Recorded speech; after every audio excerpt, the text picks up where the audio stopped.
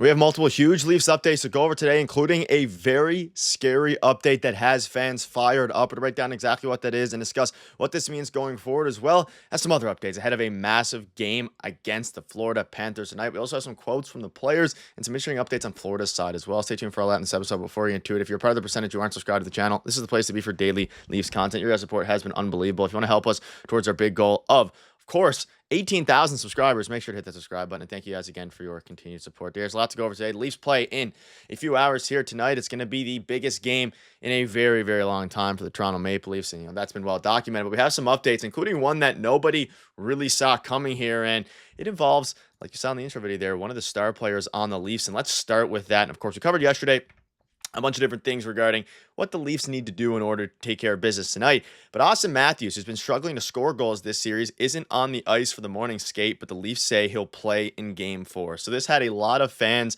I will say, worried, at least for the little bit of time there between it announced that he was missing practice and then, of course, when they said he will play. But we've been talking about how he's definitely dealing with an injury, whether that be a wrist injury, whether that be something. He is not going to be skating today, but he is going to be playing. And it came out that it's mainly just around rest and trying to, manage practicing versus game time, all these different things. And Mitch Marner took over the stretch before Game 4. So no Austin Matthews at all today. We also have some updates regarding the lines and things like that. We'll get into in a minute. But interesting that no Austin Matthews to practice today. And this is, I believe, the second or third time we've seen this.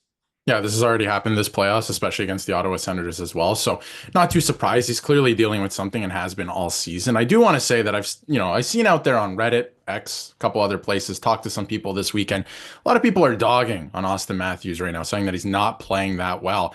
Yes, he's not leading the league in scoring or anything, but the Leafs do have a player that is doing that. And William Nylander's been playing fantastic. But Austin Matthews is playing the right way, and he's playing a style of hockey that you can win with. And, this is coming after years of not doing that. So the Leafs are finally, putting a lot of attention to detail on the defensive side of the puck. You never want to, sway things to one end completely, right? 100%. But he is still a point in game player in these playoffs as well. So can he be scoring more? Yes. And he's missed the net a ton. Maybe it's because of his injury. We see that. But the Leafs are very much in these games. They've won 2 of them. They're still up 2-1, right? They can go up 3-1 tonight still. This might age poorly. We'll see what happens tonight. But, they're still in a really good spot. And he's playing really good hockey. Very, defensive-minded hockey. Reliable. He's there. He's playing a good caliber of hockey, and I think the goals will follow. And I think that's what Berube is preaching too, because if you go back and watch the St. Louis Blues run, it's defense first. You take care of the puck in your own zone, and you just take care of the puck in general, you'll find goals. The skill will shine through. So I think he'll be okay. I haven't seen anything that's egregious. If he had like 2 points in this playoffs, then I'd be a little bit worried. But we'll see what he brings to the table tonight. But clearly playing through something, but other guys have been stepping up too, and that's what you need from the whole team. The core 4 has actually done very good this playoff run, and Matthews has the most missed shots of anybody in the NHL playoffs. So that's obviously going to be a big, sticking point there. And again, he's not on the ice. Also, regarding the goaltending, looks like Matt Murray will return as Joseph Woll's backup for Game 4. So he was sick and unavailable in Game 3. And hopefully, nothing against Matt Murray. Hopefully, he won't have to be used, because that means that something would have to go bad, either injury-wise or, performance-wise. And Joseph Woll, of course, is going to need to be on his A game tonight. Some unlucky bounces, whatever you want to call it. Tomorrow is a massive is a massive game for the series going forward. Let's look at the lines a little bit here and go over those as per usual, and a couple other things. So you have Nyes, Kampf, who's in for Matthews and Marner, Pacioretty, Tavares, Nylander, Lorenz, Laughton, Yarncroke, McMahon, Domi, Holmberg. So again, blue line, forwards, they're rocking mostly the same group, of course. Hopefully the Bobby McMahon, Domi, and Holmberg line gets going here, and Holmberg, obviously, you got to hope that he makes an actual impact. You can also see now on the, I guess the third line, whatever you want to call it, the Laughton line, they have Yarncroke, Lorenz, and Laughton over there. So, it's the same stuff, but hopefully Holmberg, because he's been a guy who gets a lot of not high danger opportunities, but especially in overtime last game, and sticking with me, had a lot of breaks, and he didn't turn into anything. Yeah, and I think when you look at that third line now, I guess we're calling it, and the identity line, whatever it is, Laughton's up the middle, and they've been playing very well. Like, I gave Laughton a star for the last game. He was very noticeable. Lorenz has been on the forecheck, right? They've been a really good line. I feel like they're playing more in the offensive zone than the defensive zone. I think the biggest thing for the Leafs coming into this one, because we're not going to see many line changes or lineup changes, any of that at this point in the playoffs. You're pretty much going to rock, as long as everyone's healthy, the same lineup throughout the playoffs here. But I'm sure they went back to last game and watched some tape. They got together, right? They were watching over video. What do we need to do going into this game? You can see that defensive pairings are the same again, even though they were mixed up in game last game. I feel like they sat down, went over some video, said, okay, we know what we did wrong in the last game.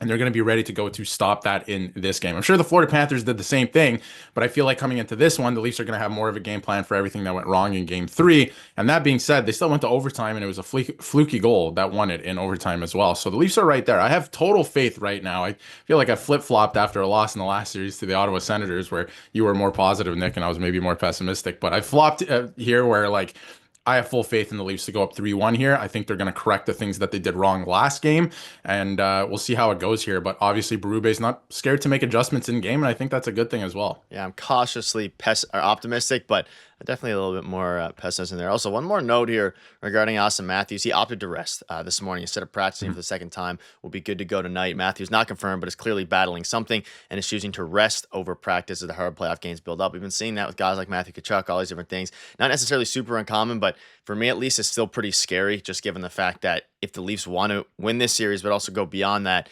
having a healthy Austin Matthews will go a long way towards that. But again, injuries are happening. I mean, Anthony Stolarz, I was going to say a fluke injury. It wasn't. It was, pretty, I'm sure, calculated to some degree. Maybe not. Either way there, it's going to be interesting. But speaking of the goaltending a little bit here, Berube actually spoke on a Woll handling the puck, and he said he's going to have to move it quick, make a decision quick, and move it. That's the bottom line. He does a fine job with moving the puck. I think everyone just needs to communicate a little bit better. And this is very interesting. We covered it in our video last night about how, A, he hasn't been good handling the puck, great, and especially he's been very hesitant with it, almost turned over a couple times. And B, now seeing Craig Berube and Matthew Knies both speak out on it a little bit with, Berube especially, he's going to have to move it quick. The Panthers are going to come tonight and try to make stuff happen around the net, whether that's in the crease, whether that's behind the net. That's what they do. So it's good to see for the first time the silence be broken on what it's going to take from Joseph Woll here. And I mean, I don't know if I agree with Knies regarding he does maybe a fine job is the right word here, but he can be better at it. And I'm sure that's something, and it was something we saw a clip with the goaltender coach that he was practicing in these practice this afternoon.